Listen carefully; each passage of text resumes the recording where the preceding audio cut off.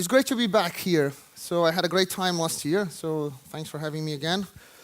This time I'm going to talk about something very different that I spoke last time.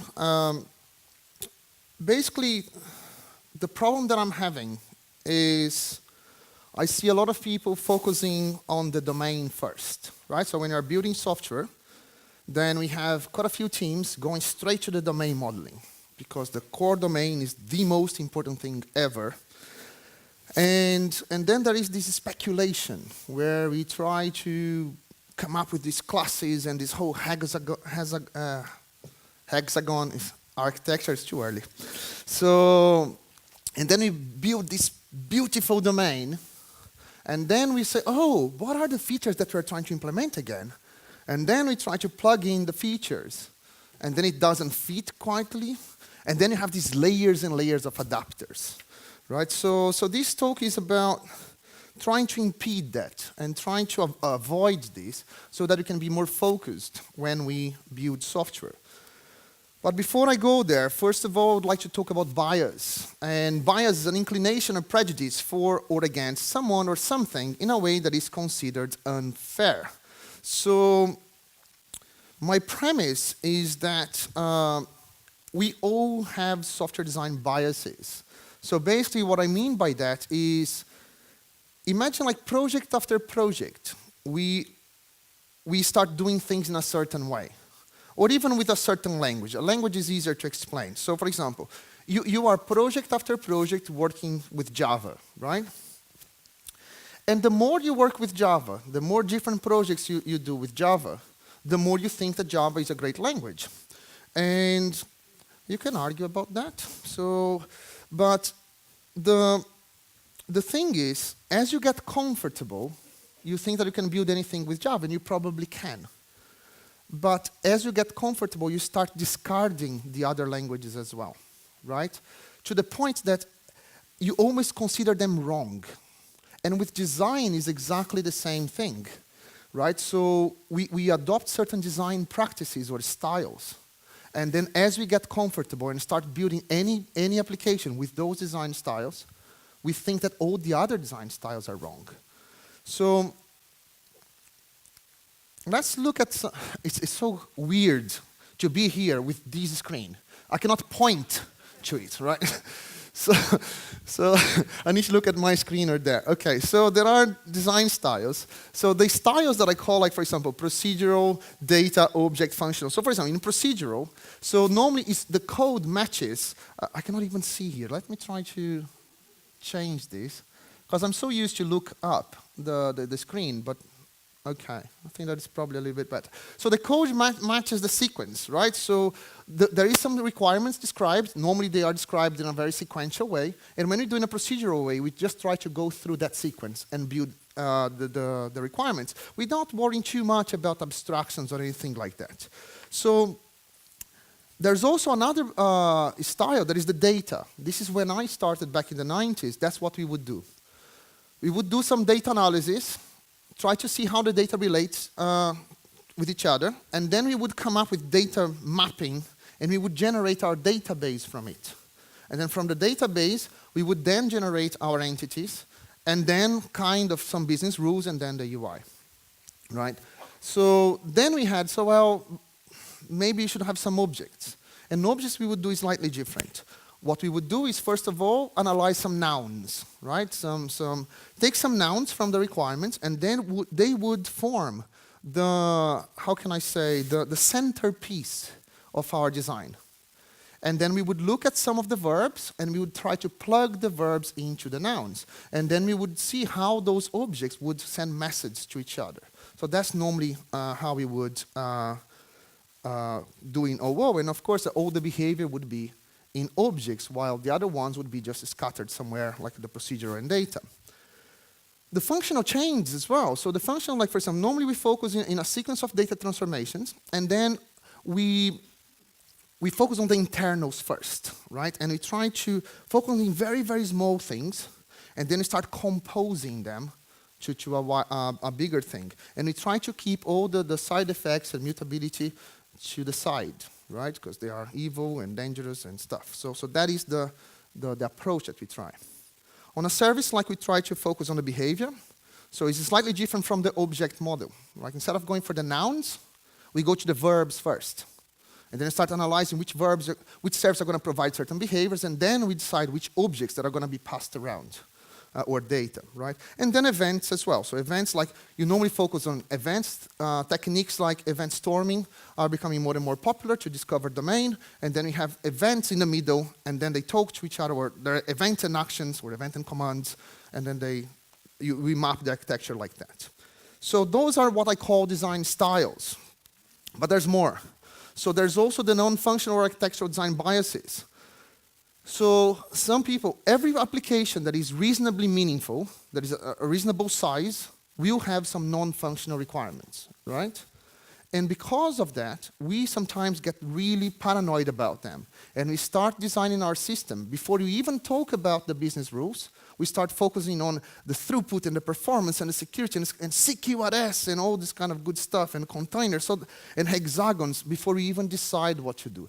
And quite often, those architectures, they end up polluting the way we do. Sometimes, if we don't use the right architecture for what we are doing, building a system on top of that becomes very hard. This is very typical. I come from, my background is from, I worked for a lot of large organizations, and in those large organizations, we normally had an architecture team, and they would come up with this big architecture and stuff without even knowing which features we were building, and then we would suffer for 2 years trying to implement something on top of that architecture, right? So, but the ones that are more, the names still suck a bit, like I don't like the names that I'm giving to this, but I'll work on it at some point. But this is what I care the most for this talk. There is a direction bias. The direction bias, this is an orthogonal concept for the styles, the procedural, functional, OO, and service. So that it doesn't matter, it's an orthogonal concept. What I mean is like the direction that you design is orthogonal to the style that you design. Although the functional style normally we would do from inside out, but the other ones you probably can do any direction. So the persistence, for example, you would start with persistence first, and then domain model, and then user interface. So there is a direction that you go from the data all the way to the delivery mechanism or the UI. The domain approach that is very popular with domain-driven design, mainly on the tactical. Domain-driven design normally is split in two sides, right? There is the tactical and the strategic. A lot of times that we are talking about domain, analyzing the domain, most often people will focus on the tactical side, what goes inside the hexagon. So normally we will focus on that first, and then we go outward. So that is the inside out. So then you go to the persistence, to the UI, and then you have the ports and adapters, all the kind of good stuff. There is the user interface as well. Some teams, quite a few mobile teams as well, where they have mobile. They have like a UX team, and they would design all the interaction, all the pages and stuff. And then they give that to the teams, and then we build from those UI backwards. The OutsideIn approach, that's the one that I'm talking about today, it's in terms of direction, it's similar to the user interface one. But the difference is that it will focus on an incremental design. It's slightly different. We don't focus so much in the UI, but we focus more on the interactions that the external world will have with our system. And we will do one by one and then have vertical slices. So, and also this style, we would also test from outside. We will start testing from outside until we will reach the inside, right? So, externally, it doesn't matter. For the user or for another system that is consuming the behavior that we created, it's completely irrelevant what we've done internally. However, internally, when we as developers, when you look at them, when you change the different styles, for example, if I'm coding in one style and some of you are coding a very different style, it gets to the point that it's almost incomprehensible, that we cannot even understand what is in there. This is how different that they can be, right? And because of this lack of familiarity, we might consider one approach wrong, right? We don't even see the merits because we see just, no, it's different from what I do, I'm not comfortable, that's plain wrong. So, I'm not trying to say that going from the inside out is wrong. What I'm trying to say is that this is a different perspective. The inside-out perspective is important to sometimes flush out a few details of our domain, to explore our domain a little bit, things that will not always will come as requirements from outside. So if you're talking about a state transition, for example, it's much easier for you to explore the domain from inside than actually see that happening from the outside. So, as I said, I think that this is where you focus on the hexagon. How many of you have heard about hexagonal architecture? Right, most of you, great. Well, that's good. So this is good, but this inside perspective sometimes is not combined to what you are doing. So you explore, explore, explore, but because there's no constraint, there's nothing from outside, there's no features that you are coding against, your imagination runs wild, right? So you end up creating loads of stuff that you might not need. And this is one of the problems that I have with this. So the outside perspective, it's a different perspective, but I sometimes feel that it's a little bit more important. It's not that one is not important, the other one is more important. It's about that both are important, but one for me takes precedence.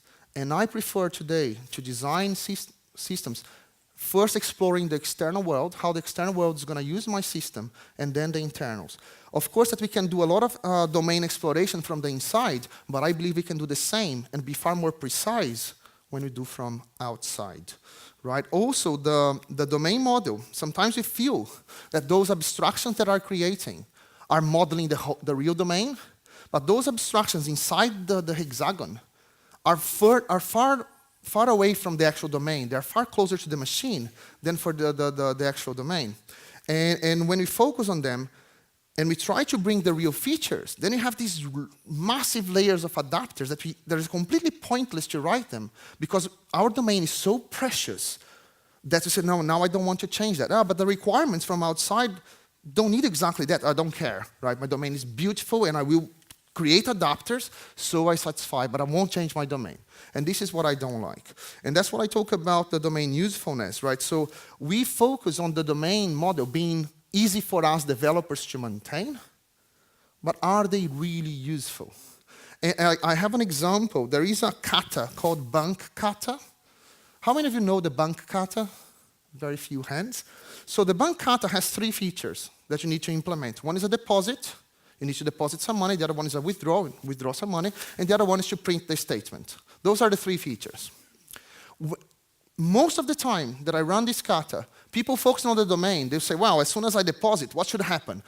We should increase the balance, because that totally makes sense, right? So you deposit some money, you increase the balance. You withdraw some money, you decrease the balance. Domain-wise, totally makes sense, because that's how a bank works. And then this feature is built. And then they keep that balance somewhere in memory or persist that and stuff and keep that the total balance in sync. But then they actually go to the print statement. They just need to go through the transactions, the deposit and withdraw transactions, and print the statement. So there's not a single place in terms of features where we need the balance. But that balance was created because we focused on the domain first. There's a lot of code implemented in there that are completely irrelevant for whoever is using the system. So I have a full feature built that is not used at all from outside. This is the danger of sometimes just focus on the domain, because they make sense, but they might not be used. So my premise is that with modern architectures, I think that hexagonal architecture now is less important.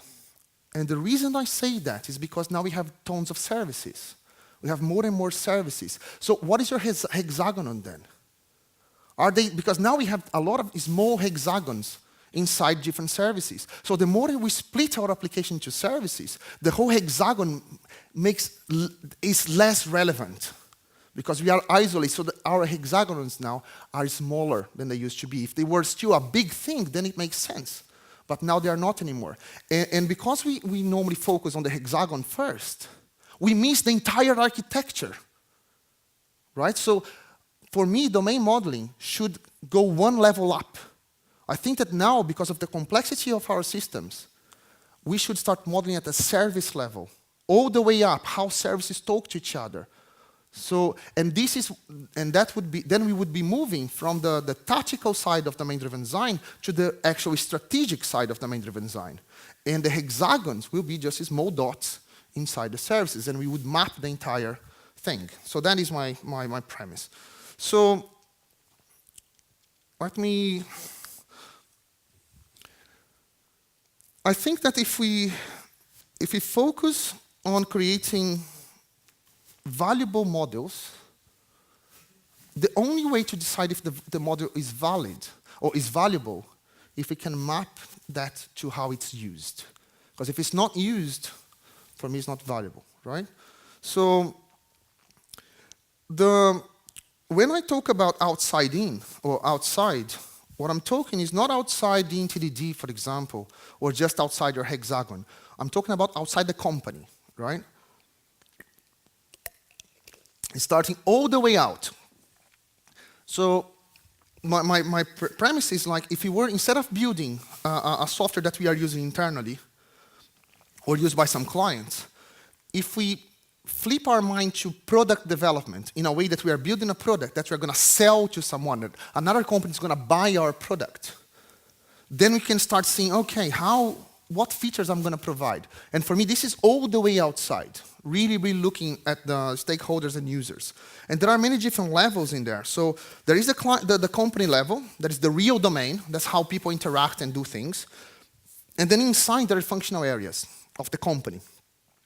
This, for me, is already where you start your domain. Understanding those groups of people or areas of the company, it already gives you the first candidates for bounded context. I call them functional areas because I prefer the name. So understanding that is already part of your design analysis, if you like. And then when you come one level down, you have the services, the whole service ecosystem. That's for me where designs really domain modeling starts.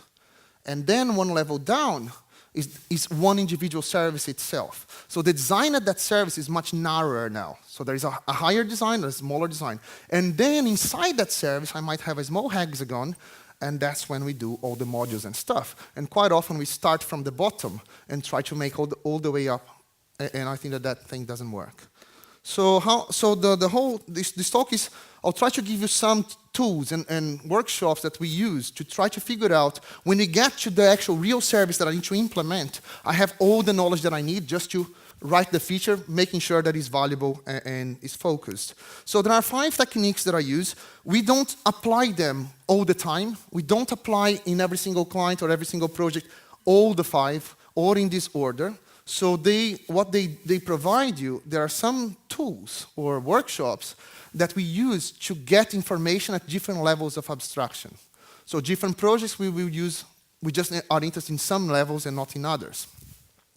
Right, so I can see some familiar faces. Some of them will recognize some of the examples because they are real examples from clients with a few changes to hide a few things. So the first technique is the product box. So this one is the highest level of abstraction. Is when you start a new project, you need to figure out what are we building, right? So, and I call it, so this is the bird's eye view. So what are the main components, the main areas? At this point, we are not even talking about services. We're just talking about functional areas or bounded context if we prefer the design, domain-driven design term. So in there, what we do, we bring senior stakeholders, senior developers, marketing, whoever, product owners, whoever is in charge of the requirements, and then we ask them, if you had to take this system that we are building, burn into a CD or something, put in a box, and put in a shelf for someone to buy, what are the features that you would announce? Right? So these will focus all those people at high level to identify the core features of the system. You would be surprised how long it takes for 12 people to come up with, or not 12 people, to a few people to come up with 12, 15 bullet points. Even if they were in the same organization for years, they still don't agree what are the core features. So this is very, very important because this workshop starts giving you the idea of all the main features, but also it starts aligning all those people. The biggest problem today that we have in projects is lack of product ownership. Right? The product owners don't know what they're doing. or there's not alignment, or there are multiple stakeholders, and each one asks one thing. So this is what we try to solve. And then from that original list, we can start extracting a few nouns. So for example, catalog, warehouse, product, all of that. This is language that is coming from the main features that were defined by the business people. An interesting one is the basket in there because, like, for example, if you have omnichannel, that means that you can add things to your basket in your mobile, and that would be available in a physical store or something else. So we need a concept called basket, and this is shared across everyone. So once you have that, this is the first pass, the first bird's eye view for bounded context, and it starts aligning everyone. So you can run that like every 6 or 12 months, and this normally takes like a couple of hours to run. So very quickly, you can have an overall idea. So this is the first pass. The second one would be what I call impact mapping. So impact mapping, so what we are doing now, we are funneling. We are taking something very generic, very wide in terms of design mapping, and now we are starting narrowing down until we can actually write code. That's what this is about. So the product box represents a vision for the product for the next 6 to 12 months, maybe even more. Impact mapping, now I want to take that vision and say, okay, so imagine that if we only had 3 months. Normally, some companies will call this a milestone. So if we only had 3 months or 4 months to develop, what would be the goal? What would you like to achieve at that, by the end of 3 months? What I want to do is to take those loads of areas and narrow down to the work that we need to do. So what I want you to know at that point, what should we build in the next few months? Which features would give us the higher impact? This is important because like those things, we rely on product owners to give us requirements, and then they give us very broken requirements, and we criticize them. Or say, oh, they don't know what they are doing. Well, that might be true, but we can potentially help them figure out, and those techniques we can run ourselves to help them. So for example, what features would give us a higher impact? How do we identify bounded context and high-level architecture? How do we enable teams to work in parallel? Right? This is also like we have tons of stuff to do. How do we distribute? So how do we show a plan of action to stakeholders? So that means we are going to be spending all this amount of money for the next few months, but the reason that we are building those features is because of that. So this kind of stuff. And also aim for continuous delivery. So impact mapping, there is this is the format. So first of all, you set a goal. So you go to the meeting with all these people and say, like, what is the goal? What do we want to achieve for the next 3-4 months? Then we set the goal. Just setting the goal will take forever. It will be amazing to see business people, how misaligned they are, right? But this will allow them to focus. And then the next level would be, who are the actors, right? So users or systems, how can they contribute for us to achieve this goal? Then the next level is like the impact or behavior. So what behavior do we want those users to have in order to achieve the goal? Up until the third level, this is all business. And you can run this workshop purely with business people. And then, once we decide the behavior that we want to enable for the actors to contribute to the goal, we say, what are the features that we need to build to enable that behavior for that person to achieve the goal, right? I can clearly see now that I'm completely going to run out of time, but that's okay. I'll cover whatever I can cover. So let's see if I can just flip. No, I won't be able to flip like that. I need to leave this. Let's see if I can. Yes. Okay, so this is a real impact mapping that we ran with a company quite a while back. So it was a big startup, very well funded, but they now don't exist anymore, so I can easily show this. So big dreams to dominate the world and burn investors' money all the time. So, but it shows us it's a good exercise. So, for example, what we've done is, first of all, decide the goal. The goal was, we are a social networking startup on the music industry, and we want to achieve 14 million users. Right? I didn't even question. I said, okay, we need to have loads of users. That's fine. Understood the goal. And then there is user acquisition and user retention, right? There are two sides to users. And then we say, like, okay, so who are the people that could help us to achieve this goal. And then I said, well, we have funds, so people that listen to music and like artists and stuff. Then there are the artists themselves. I won't go to the other three because it's enough to give an example. So here the concept is the funds, that's what we need in the platform. But artists, for example, if you have Beyonce or whoever, like Madonna, whatever, so those people, they have tons of funds. And if they join the platform, they probably will bring a lot of their funds to the platform, and they can release their singles and stuff like that. So then, once we identify that, we can, for example, what the artist can do. So what is the behavior that we want artists to have? So we want maybe sharing exclusive content, rewarding fans, creating competitions, and communicating with fans. So the loads of things that if the artists do, they might contribute to bring the users in, or the funds. And so the funds is the same thing. So what do we want them to do? Oh, listen to music and sign up and referring friends and stuff like that. So the interesting thing is when you start mapping this, we start now analyzing, for example, some of the features for the fun, like referring friends. This is about user acquisition. But listening to music is about user retention. So then you start talking about that. And then, of course, for each one of them, we will need to discuss what are the things that we need to do in terms of software features that would enable that behavior for that person to achieve the goal. And very quickly, you can look at this map and have all the people involved, the product owners, the C-level people, marketing, developers, and understand the value of each feature. And now what we can do with this, we can have a sensible discussion instead of just my gut feel or my preference is this. We can say, like, which one of those features will contribute more to the goal? And then what we can do, because this is gigantic, right? So, but I won't show everything, of course. But once we have the features on one side, what I told them is like, now we have too many things. If we start putting in a bucket all these features, how would we name them? And then we start gradually creating what we call functional areas.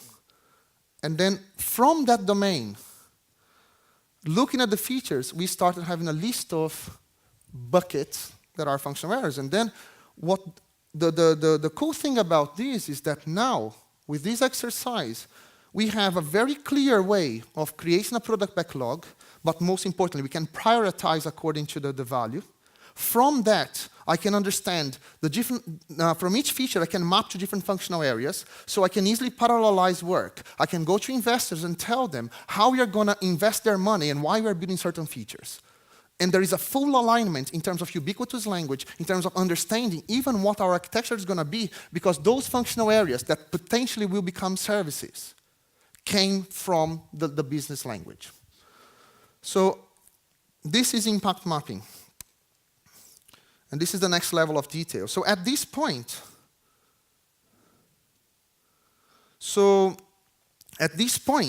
we now have first a big vision, and then now we narrow down to what we're going to be working on the next few months, and we have the candidates of epics that we call, not user stories, but epics. Those are the things that we need to do. The next level now is take one of those things and start mapping, or a few of them, and start, now I need to get closer to the architecture. Okay, but those are candidates, but I still need, like, would I create services for that? What is the interaction with my application? So some people here, mainly the front here, will recognize some of these examples. So what we want to do, unfortunately, I don't have the same running event because there were different clients that we did that. So we need to flip context now. So, but the goal of user journey mapping is to figure out how the external world will interact with the functional areas that we have. So let's take an e-commerce application, right, that sells stuff all over the world and have physical stores as well. So for example, one thing is, as soon as you go to the website, are you familiar with this, Mike? Okay. So if you want to know more, ask this guy here. So basically, the requirement was, well, the user will come to our website and they will see a catalog. Great. Okay, so you start mapping that. And then you ask the question, what is a catalog? So what data do we have in a catalog? And then they start talking about stuff. And as soon as they start talking about stuff, you start mapping what they are saying. So for example, a catalog will have products. we also have, but not just products. We have tons of products, but the catalog is specific per country. And there is also what is available. And it happened that availability is a very complicated thing. You need to figure out which warehouse is closer to where and blah, blah, blah. It's a very, very complex thing in terms of discovering availability. Also pricing. Pricing changes from country to country, right? Tax, the same. And media, what was fascinating to see, for example, the same product displayed in different countries might have different images and videos because certain colors or the way that the models are wearing those clothes might be offensive somewhere.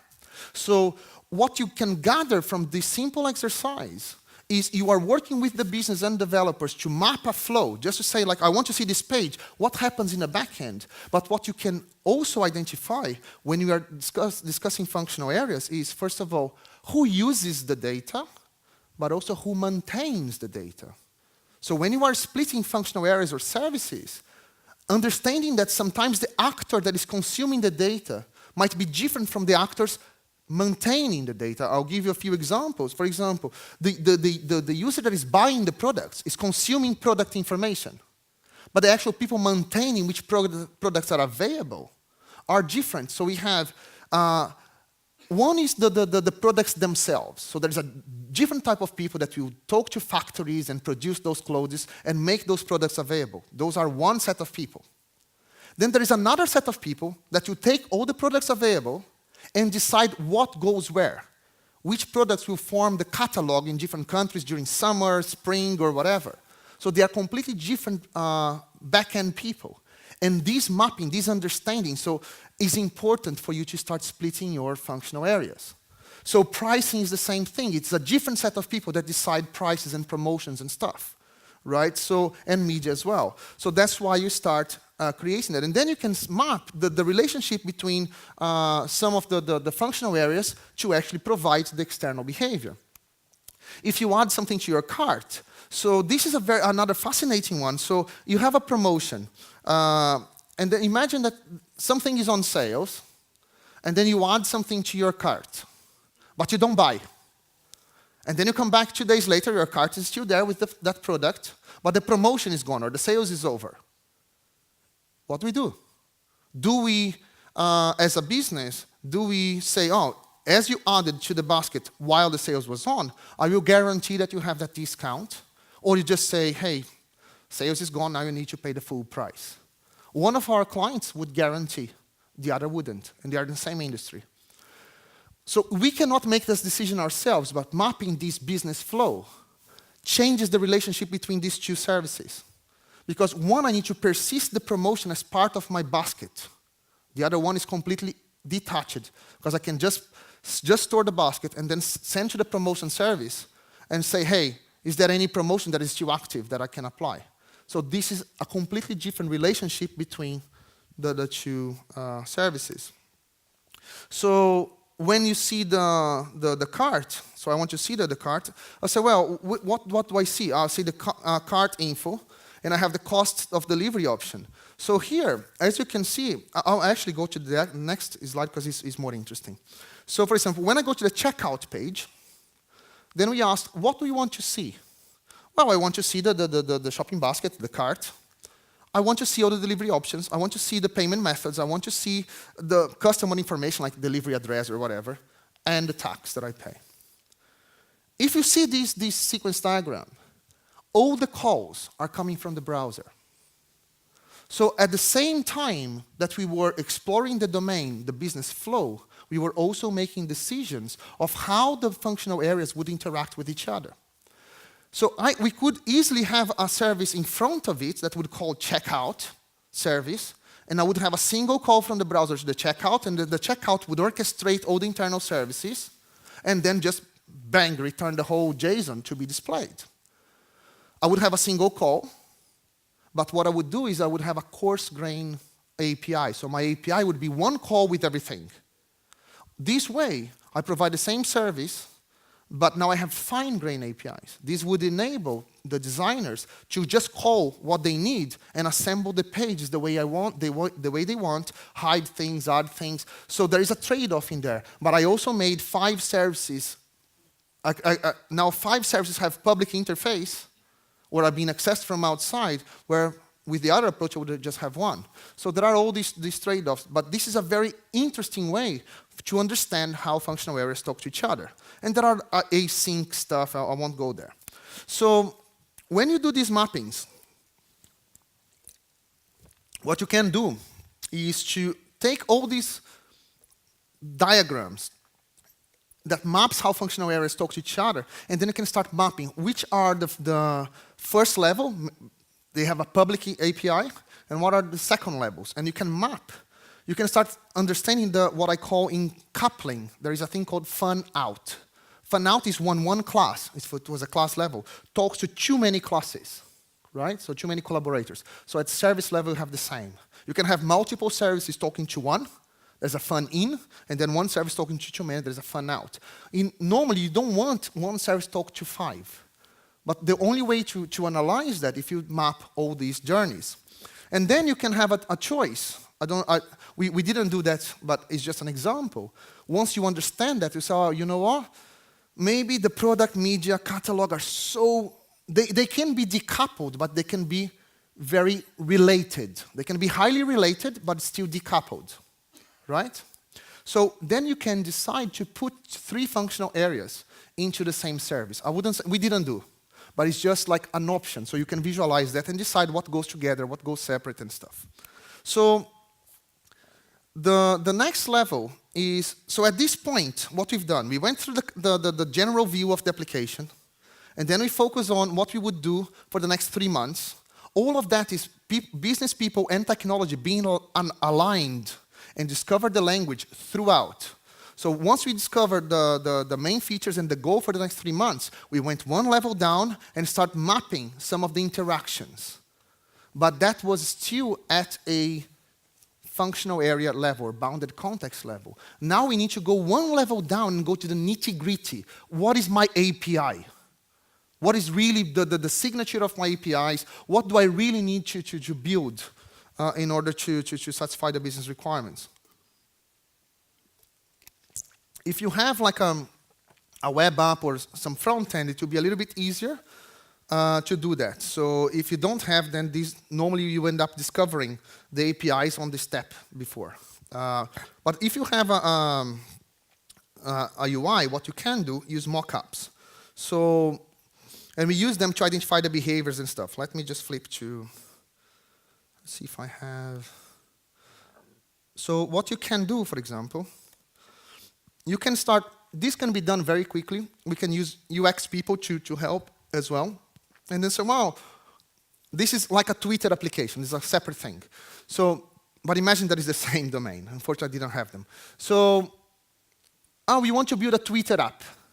Okay, what we need? I need to register and log in. Great. So I click in there. What happens? So as soon as I log in, then Alice can post a tweet.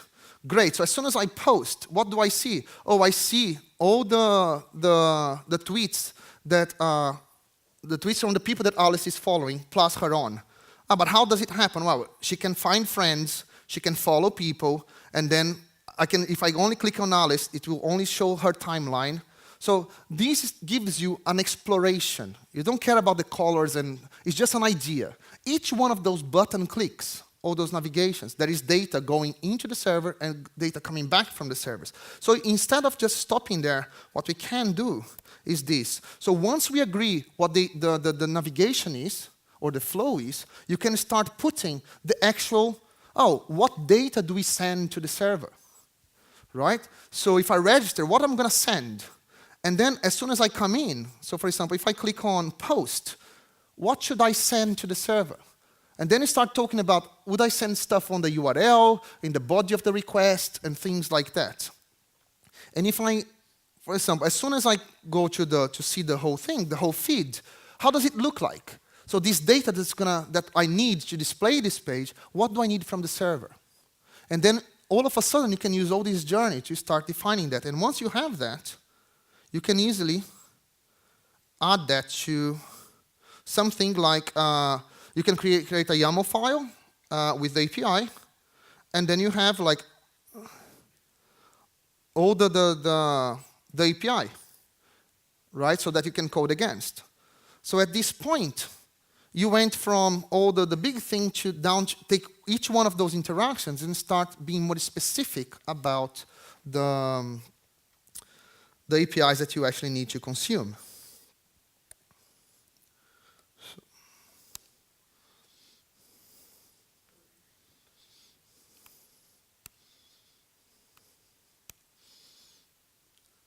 So I really like mockups for exactly that. So it identifies all the triggers, right? So even if the page changes later on or is displayed in a different way, the triggers will be there, right?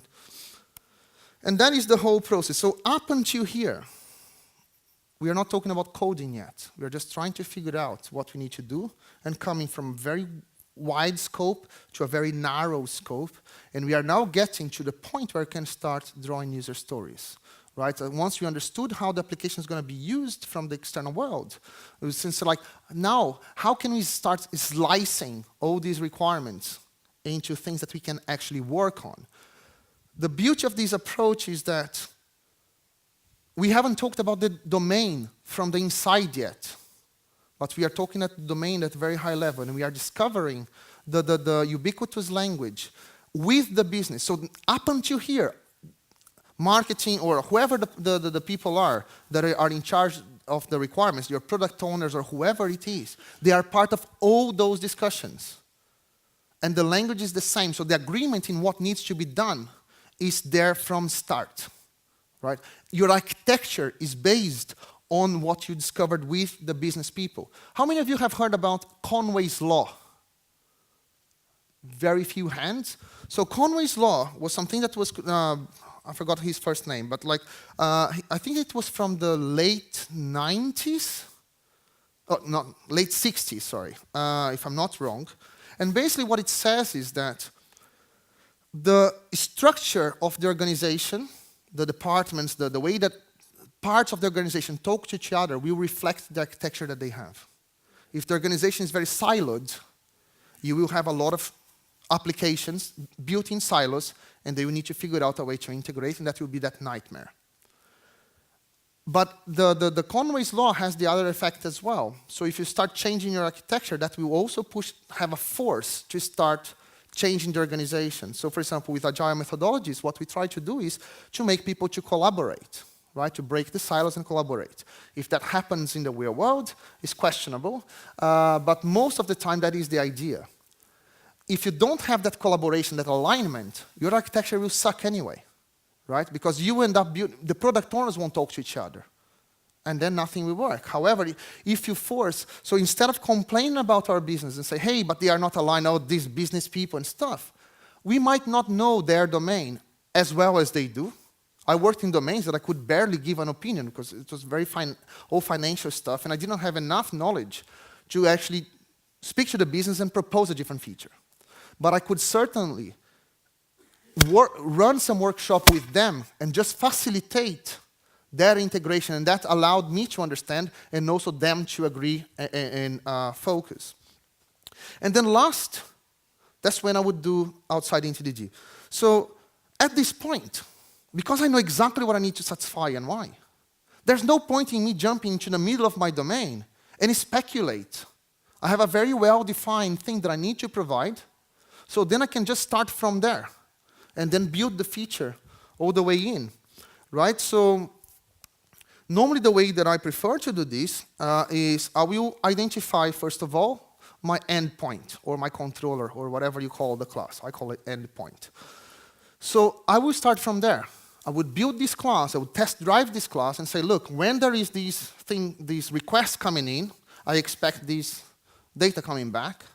So when I test drive that, also like when I call this public method, this controller method or API method, what should happen? And then, oh, it might delegate to an application service. Right, so when I delegate to application service, what happens? Oh, I might need to do this and that and that, and that's when my domain services are going to emerge. For each domain service, so what do I need to do to implement this domain service? I need to have this repository, I need to do this validation, blah, blah, blah. So basically start from outside, focusing on the requirement that you have and drive inside. Normally we would use what we call the double loop of TDD. Right? We would start with an acceptance test, because it would be very easy to write an acceptance test now because I know exactly what I'm building. So as soon as I build an acceptance test for the API, I can now just bang, bang, bang, do all the unit test level to build that API. And then some people would ask, but my domain will be very shallow, very simple. It won't be robust. That's what I get all the time. So this is not entirely true. So the thing about the robust domain, it's pointless to have a robust domain if it doesn't serve to anything. If I have a lot of, it's for me speculation and loads of code that is not used by a real feature, this is not a robust domain, right? For me, this is just a mess.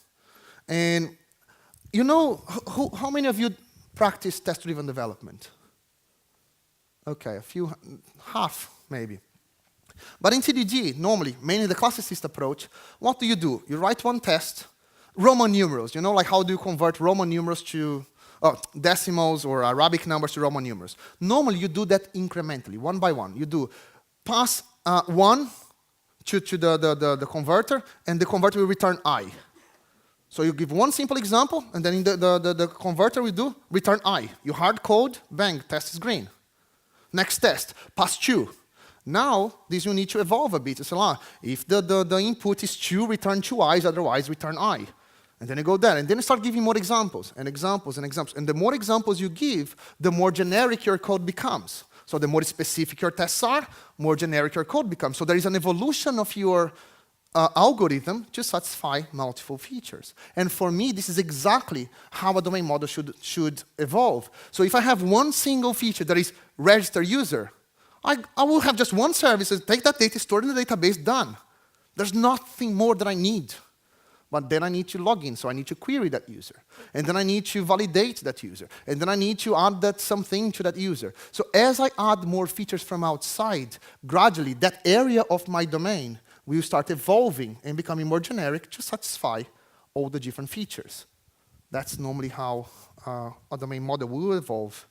Otherwise, it's pure speculation. So also, this outside-in approach, because there's no speculation in domain, and you start from the outside to satisfy the feature, it's much easier to slice your delivery into thin vertical slices. You have first an exploration at horizontal level with the UI, if you have UI, and then you start building vertical slices. And every vertical slice you build, you can deploy, right? Or at least you can have continuous delivery, and the business will decide if that's going to be deployed into production or not.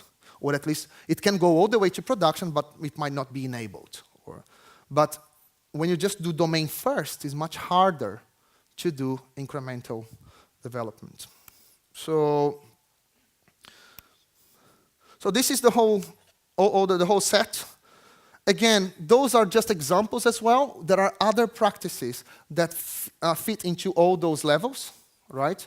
And again, we don't use them in a sequence. Certain projects, people know exactly what they are building, and we can jump straight to the user interaction mockup. Sometimes they already have that. Sometimes you need to go to the impact mapping. It depends on the maturity of the client, not only the client, but also that next milestone. Sometimes there is a very mature client, but the next milestone is a bit fuzzy. We don't know exactly what we need to build. We are going to do this exercise. So here is a quick summary. I cannot see there.